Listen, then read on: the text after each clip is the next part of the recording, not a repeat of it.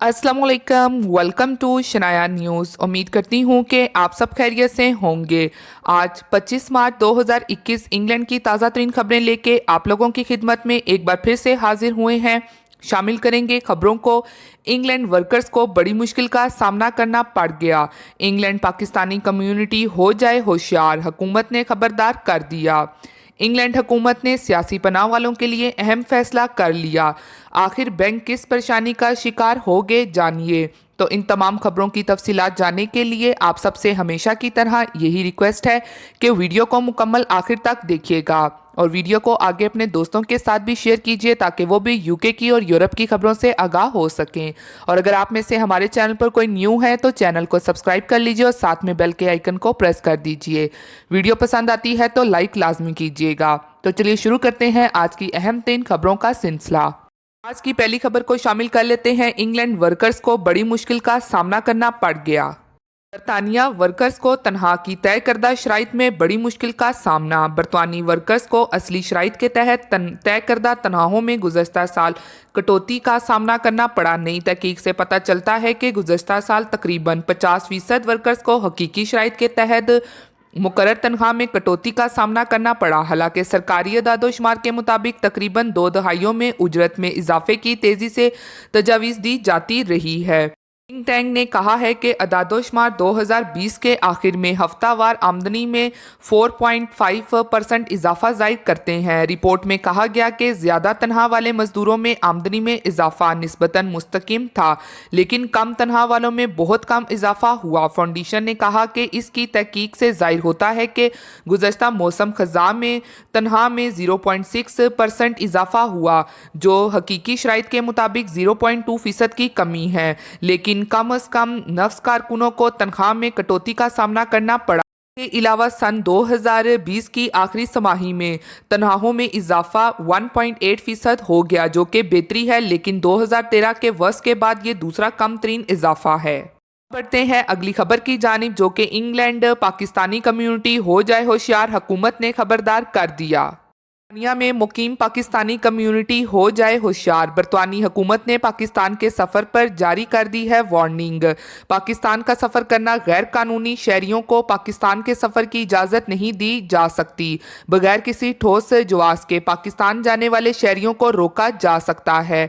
तफसीलात के मुताबिक बरतानिया ने कोरोना की वजह से कई ममालिक के लिए सफरी पाबंदियां लगा रखी हैं, जबकि कई ममालिक से वापस बरतानिया आने वालों के लिए होटलों में क्वारंटाइन लाजमी है, जिस पर मुसाफरों को 2000 पाउंड तक खर्चा करना पड़ जाता है। ताहम खुशकिस्मती से कोरोना की शरह कम होने की वजह से पाकिस्तान इन दिनों लिस्ट में शामिल नहीं है और यही वजह है कि बरतानिया में पाकिस्तानी कम्युनिटी के अरकान आज़ादाना पाकिस्तान का सफ़र कर रहे हैं। ताहम अब कोरोना की शरह बढ़ने के बाद बरतानिया ने पाकिस्तान जाने और वहां से आने वाले मुसाफरों के लिए भी सख्ती का अंदिया दे दिया है। पाकिस्तान में बरतानी हाई कमिश्नर ने इस हवाले से ट्वीट में कहा कि पाकिस्तान में कोरोना के केस बढ़ रहे हैं, तफरी के लिए पाकिस्तान का सफ़र करना गैर कानूनी होगा। बरतानी हाई कमीशन ने अपने वीडियो बयान में पाकिस्तानी और बरतानी शहरियों को पैगाम देते हुए कहा कि पाकिस्तान कोरोना की तीसरी लहर से गुजर रहा है और यहाँ की हुकूमत ने कुछ सख्त पाबंदियां भी लगाई हैं। हाई कमिश्नर ने बरतानी शहरियों पर जोर दिया कि पाकिस्तान क़याम के दौरान वो मास्क पहने समेत इन पाबंदियों का एहतराम करें और एहतियात करें।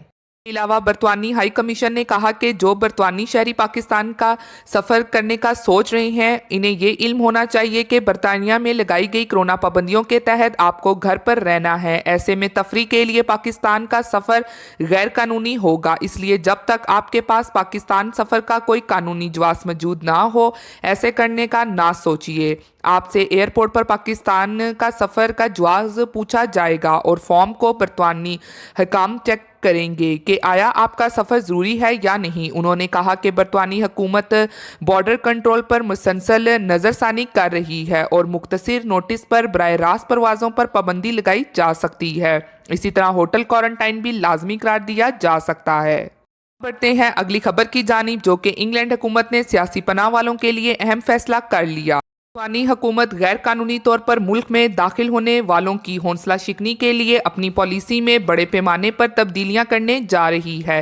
हुकूमत के मुताबिक बरतानिया में पनाह गजीनों से मुतलिक मौजूदा निज़ाम में खामियां हैं, जिनका फ़ायदा उठाते हुए जुराइम पेशा गिरोह इंसानों की स्मगलिंग में मुलव्वस रहे हैं।